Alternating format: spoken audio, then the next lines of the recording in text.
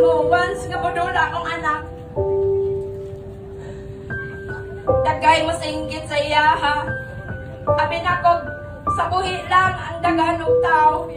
Bisan pa man tuyo sa kasubo, na napatay na kong anak, dagan gyapon nagasuporta. Kanatanan, ako na akong pasalamat sa inyo. Kamo nga nagtambong, o katong wala nagtambong. O sa nagatag og mga financially sa amoa, wala na ako gisayangan ang inyong gihatag. Gihatag na ako sa iguan ako sa maayo. Muna na ami karon, na ami balay. Dili ko gusto nga tanan mawala sa akong kamot ko walay handuman.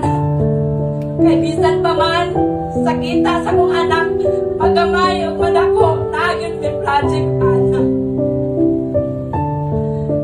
Unya sa tanan nga naghatag og mga bulag, salamat sa inyo. Dili ta naman mo may isa-isa. Apan salamat sa kadagan nga bulak nga niabot sa ako ang anak. Salamat. Ang nagatag og mga food, matag adlaw pa mga panito pa niyapon. Salamat sa mga isnag. Salamat sa tanan nga inyong gipabot sa ako. Labi na usab katong nangunay pagbantay sa ako ang anak, mga barangay tanon. Tanan, hindi na ako isasaon. Salamat sa inyo. O mga international nga nagpaabot og condolences, Luzon, Visayas, Mindanao nagpaabot og gugma. Salamat kaninyo tanan. Kay kung wala inyong gugma sa ako, sa akong pamilya, sa akong anak, mura kong mahugno.